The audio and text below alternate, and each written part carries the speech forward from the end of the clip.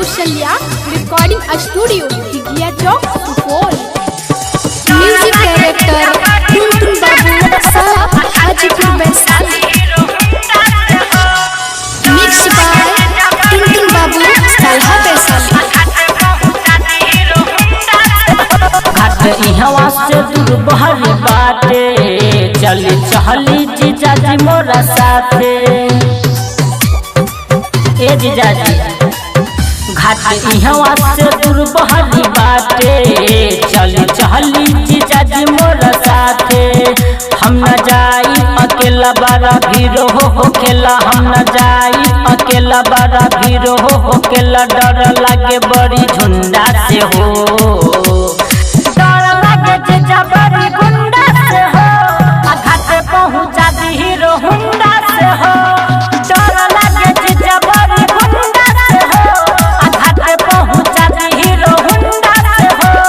डर लागे जीजा बड़ी गुंडा से हो, घाट पहुँचा दी हीरो हुंडा से हो। म्यूजिक डायरेक्टर टुनटुन बाबू सालहा हाजीपुर वैशाली। जल्दी से जीजाजी गाड़ी निकाली, छठी घाटे पहुँचा दी हाली हाली। छठी घाटे चली छोड़े पराका, मिल के हमनी ही जीजा छठी साली। ए जीजाजी जल्दी से जीजाजी गाड़ी निकाली, छठी घाटे पहुँचा दी हाली हाली। छठी घाटे चली छोड़े बराका, मिल के हमनी जीजा छठ की साली। बड़ी दूर बा सफर हमरा लागे बड़ी डर, बड़ी दूर बा सफर हमरा लागे बड़ी डर। मछमुंडा से हो, डर लागे जीजा बड़ी गुंडा से हो, घाट पहुँचा दो हीरो हुंडा से हो।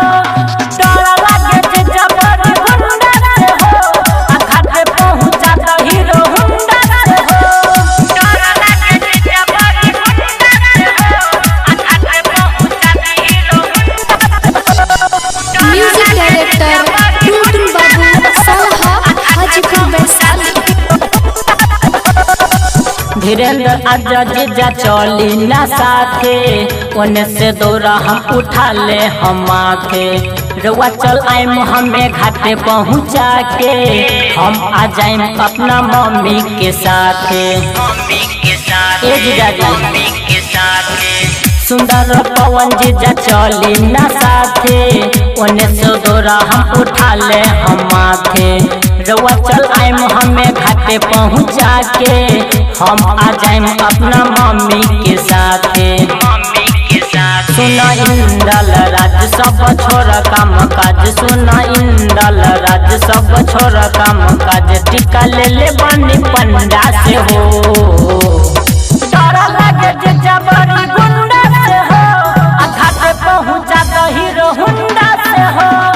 डर लागे जीजा बड़ी गुंडा से हो, घाट पहुँचा दो हीरो हुंडा से हो। घाट इहवा से दूर बड़ी बाटे चली चहली जीजाजी मोरा साथे।